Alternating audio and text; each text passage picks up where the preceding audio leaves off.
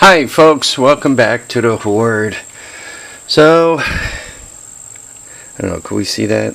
It's about 420, 29 degrees Celsius, 53% humidity.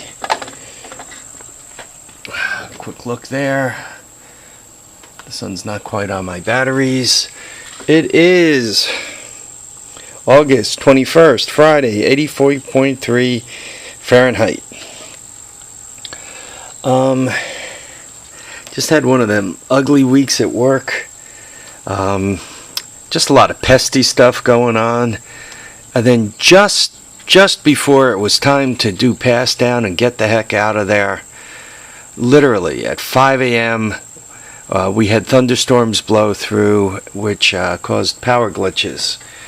And when you work in a semiconductor factory and you have a power glitch, you have monitors that monitor everything, whether your pumps are on, whether your exhaust pressures are good, whether your gas systems are working, scrubbers, literally everything. And when you have power glitch, those things go off, but the monitors stay on. So the monitors were screaming. We have something known as a subfab where we keep the pumps and scrubbers, and most of the facilities to run the equipment is downstairs. All the equipment is upstairs in a clean room type place.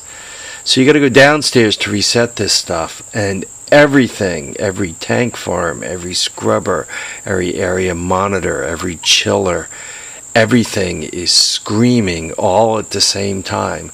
So literally when you walk in, it's like nauseating because there's just so much going on, so many lights flashing, yellow and red, and it's just amazing. Just so anyway, that happens at 5, right? We walk out at 6:30. So the next 90 minutes was just a carnival, You know, what you got to do is you got to get to all the equipment. You got to get the pumps running before they seize up. Some of the tools are hot internally, and if you let them cool off, you've just driven a PM activity, which could be $50,000. It's just so you're running around like you're on fire trying to get everything done. I mean, what a way to end what I consider an ugly shift. You guys know I work approximately 2 days a week. Well, actually, I work 2 days a week, minus holidays and so forth. So it looks like I'm given that, and that my job will probably end at the end of the year. Looks like I'll be done. I'll be a member of the unemployed club for January 1st, which is pretty cool. That means I could kind of do this full time till the wife kills me. So there's that, moving in that direction. Anyway, we did have storms blow through yesterday. Quite a bit of rain fell, and I'll show you that when I show you the backhoe, the loader bucket here, right? You guys can see there's quite a bit of water in there. And obviously, you know, I think it rained in because I'm kind of wet here, right? So I'm thinking the water was blowing in.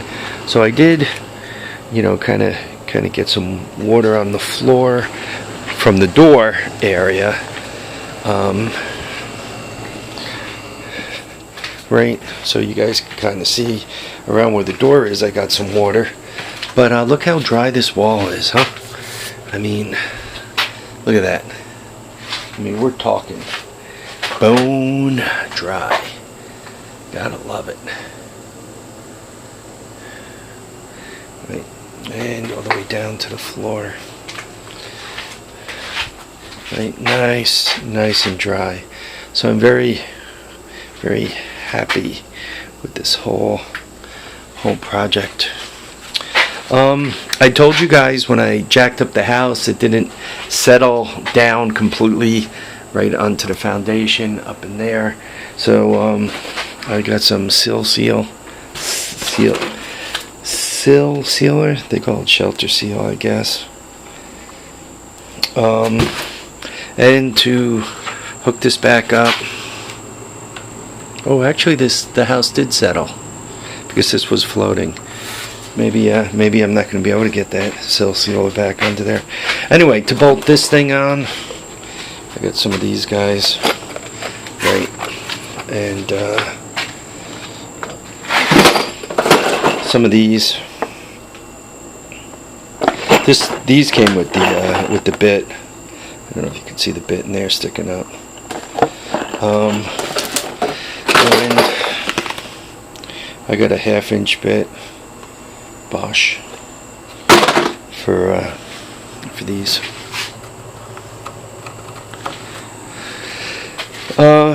And hopefully I get this done like tomorrow. Calvin, I put your package in the mail. I'll be sending you a tracking number, so you and your son could watch that work its way across, well, down the coast, and come to you, which will be a good thing. Yeah, what else am I doing here? This week I have another engine showing up. One of these guys.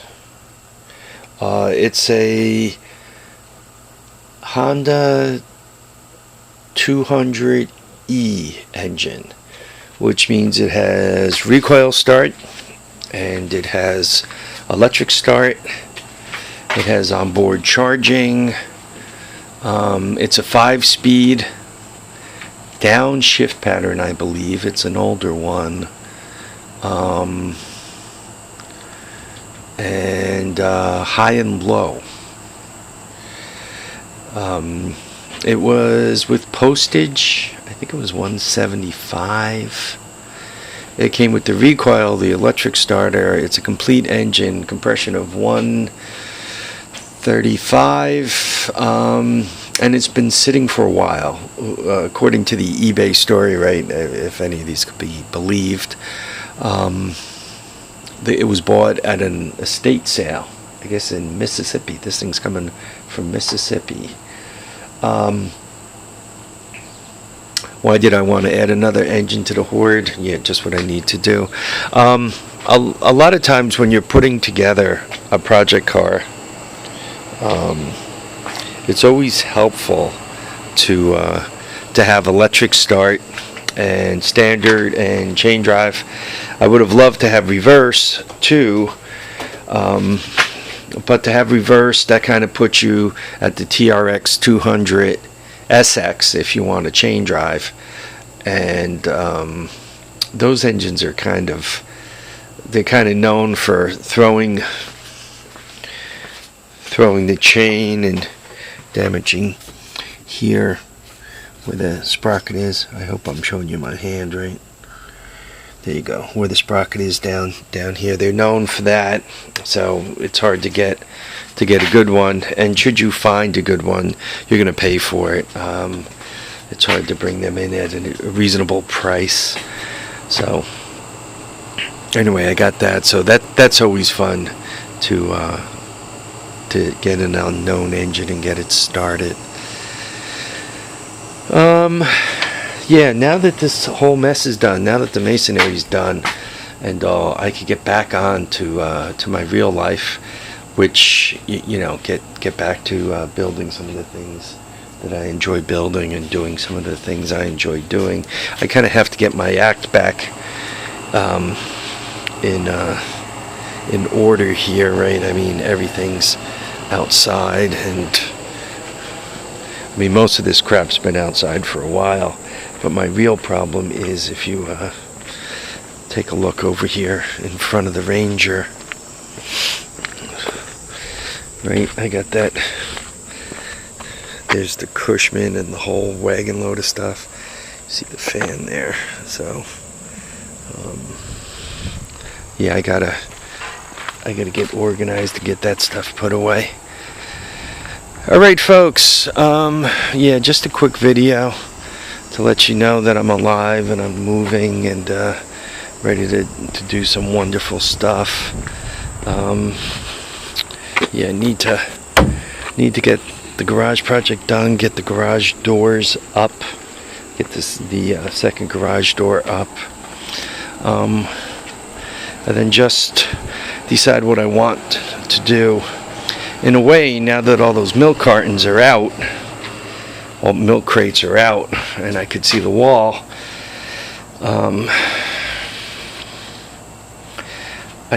I kind of wouldn't mind at all if I was bare, if the wall was bare from, like this block on up.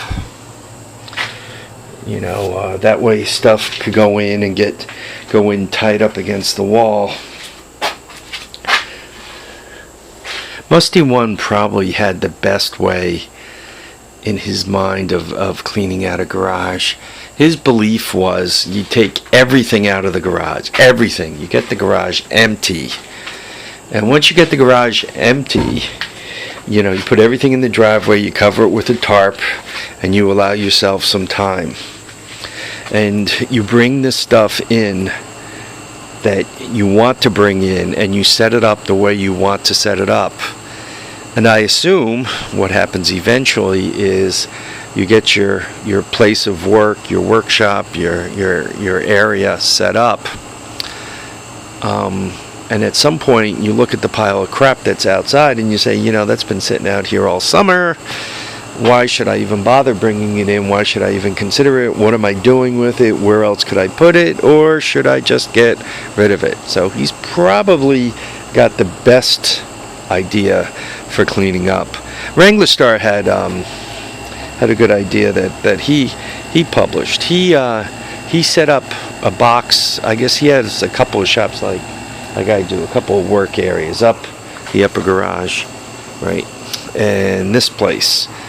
And he has some stuff that belongs in one garage, one shop, and other stuff that belongs kind of in a workshop area. I think one is heated, one is not heated. I'm not sure. He's out in California, so I don't think the heated and not heated makes all that much difference. Or Oregon, Washington State, up along the west coast there somewhere. But I think his climate's relatively temperate. Anyway, he has it so that every time he walks into his shop, everything has its place to be, and he puts 3 things away.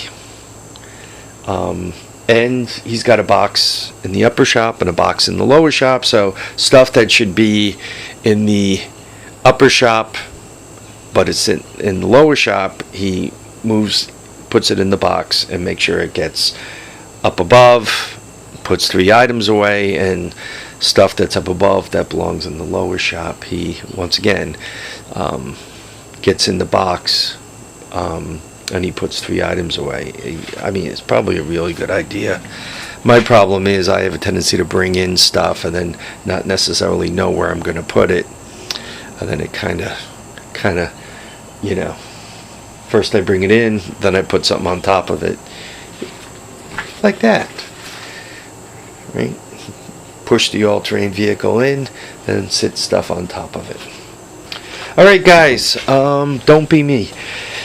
I want to thank you all for watching and commenting and subscribing. Remember to keep your feet down, keep your head up, and guys, get out there and enjoy all your days. You don't know how many you're going to get, so make sure you get out there and have some fun. Alright folks, bye now.